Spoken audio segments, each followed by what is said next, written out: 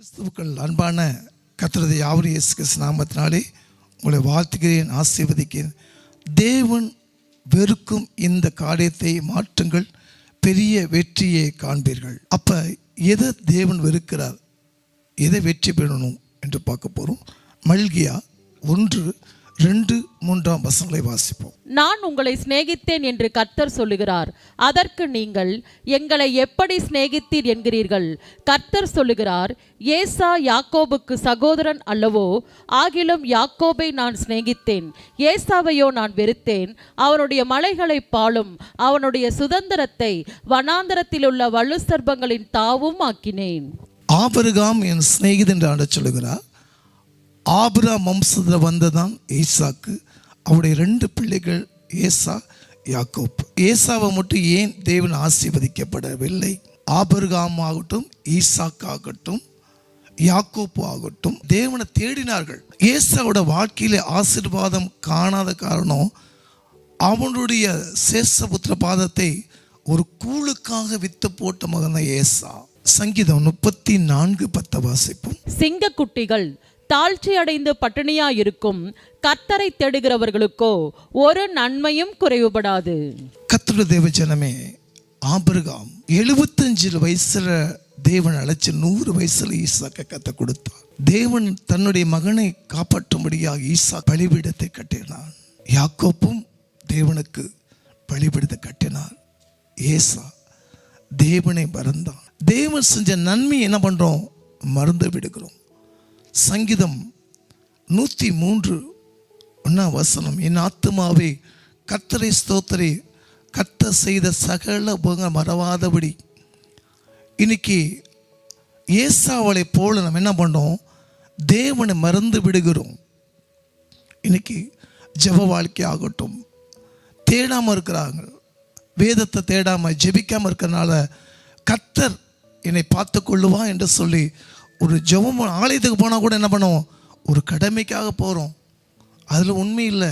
யாக்கோப் என்றால் எத்தன் ஏமாற்றுக்காரன். ஆனால் கர்த்தர் அவனை தொட்டவனை இன்று முதல் நீ இஸ்ரவேலாக இருப்பாய், என் ஜனமா என்ற ஆண்டவர் ஆசீர்வதித்தார் யாக்கோப்பை. நீதிமான் கூப்பிடும் போது கர்த்தர் நின்று தேவை சந்திப்பார். 1 சங்கீதம் 4 வாசிப்போம். துன்மார்கரோ அப்படி இராமல் காற்று பறக்கடிக்கும் பதரை போல் இருக்கிறார்கள். துன்மார்க்கோட வாழ்க்கையில ஒரு உபத்திர பாடு வரும்போதுன்னா அவன் தூசி போல பறந்து போயிடுவான். ஆனா நீதிமான் செய்வதெல்லாம் வாய்க்கும். நீதிமான் பனையை போல செழிப்பான், கேதுரு போல வளருவான். அதே மத்தேயு 6:33 வசனங்களை வாசிப்போம். முதலாவது தேவனுடைய ராஜ்யத்தையும் அவருடைய நீதியையும் தேடுங்கள், அப்பொழுது இவைகள் எல்லாம் உங்களுக்கு கூட கொடுக்கப்படும். ஆதாம் உடைய மகன் காயின் ஆபேலும் தேவனுக்கு பலி செலுத்த போறாங்க. 2 பேரும் செலுத்தினாங்க. ஆனா 2 பேர்த்துல யார் உண்மையை ஏற்றுக்கொண்டாங்க நம்ம பார்ப்போம். முதல் யார் போறா பார்ப்போம். காயின் முதல்ல போய் அவன் செலுத்துறாரு. ஆதியாம் 4:3 வசனம் வாசிப்போம். சில நாள் சென்ற பின்பு காயின் நிலத்தின் கனிகளை கர்த்தருக்கு காணிக்கையாக கொண்டு வந்தான். ஆபேல் என்ன செய்தார்? இந்த பழிய சிரமத்தில் பார்ப்போம். ஆதியாமம் 4:4 வாசிங்க. ஆபேலும் தன் மந்தையின் தலையீற்றுகளிலும் அவைகளில் கொழுமையானவைகளிலும் சிலவற்றை கொண்டு வந்தான். ஆபேலையும் அவன் காணிக்கையையும் கர்த்தர் அங்கீகரித்தார். ஆண்டு சொன்ன கொஞ்சமாக உன்ட்டு இருக்குதா, அதை செய். இன்னைக்கு என்ன பண்ண? ஒரு ஆலயத்துக்கு போன கடமைக்காக போகிறோம், ஏதாவது கிடைக்குமா?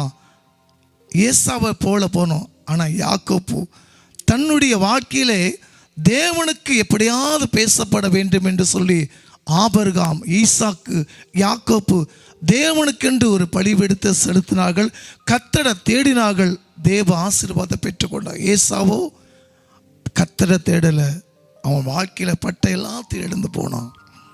இன்னைக்கு நான் பார்த்தோம், காயின் ஆபேல் 2 பேரும் செலுத்துறாங்க. ஏன்? முதல் பணியாக காணிக்கை செலுத்தினா ஏற்றுக்கிட்டாரு. இன்னைக்கு இவனுடைய காணிக்கை ஏற்றுக்கொள்ளலை. இன்னைக்கு அப்படிதான் இருக்கும். உண்மையா இருங்க. முடிஞ்ச அளவுக்கு திக்கற்ற பிள்ளைகளுக்கு உதவி செய்யுங்க, ஊழியனுக்கு உதவி செய்யுங்க. வாழ்க்கையில சுயநலமா இருக்காதீங்க. கர்த்தரை தேடுங்க. ஏசாவை போல ஆண்டவர் எப்படியாவது செய்வார்ல. ஏசா போல ஏதோ ஒரு கடமைக்காக ஆலயத்துக்கு போக உண்மையாக இருங்க. உன் வாழ்க்கையில் கொஞ்சத்தில் உண்மையாக இரு. தேவனுக்கு இது செய்தால் உண்மையாக இரு. தேவனை தேடுங்க, அப்போது தேவன் தென்படுவார். கண்களபடி நாம் ஜெபிப்போம். தேவன் வெறுக்கும் இந்த காரியத்தை மாற்றுங்கள். பெரிய வெற்றியை காண்கள் பார்த்தப்பா. என் சிநேகிதனாக ஆபிரகாம் என்று தேவன் அழைத்தார். ஆபிரகாம் மகனை ஆசீர்வதித்தார். அவங்களுக்கு 2 குழந்தைகளை கொடுத்தார், 2 பிள்ளைகளை, ஏசாவும் யாக்கோப்பும். ஆனால் 3 பேரும் தேவனுக்கு பலிபீடம் செலுத்தி தேவனை தேடினார்கள், ஆசீர்வாதம் பெற்றார்கள். இன்னவைக்கும் யாக்கோப்பு மறைந்தாலும், ஆபிரகாம் மறைந்தாலும், ஈசாக்கு மறைந்தாலும் அவர் செஞ்ச நன்மை இன்னைக்கு கூட இருக்குது. ஆனால் ஏசாவுக்கோ ஒன்றுமில்லை. ஏசா போல சுயநலமாய் தெய்வம் தேடாது இருக்கபடி உண்மையாக இருங்க. உங்களை உயர்த்துவா. ஆண்டவரே, பார்த்து கொண்டு ஒவ்வொரு பிள்ளைகளும் கர்த்தர் கிருபையை காத்துக்கொள்ளும். இயேசுவின் நாமத்தினால பிதாவே.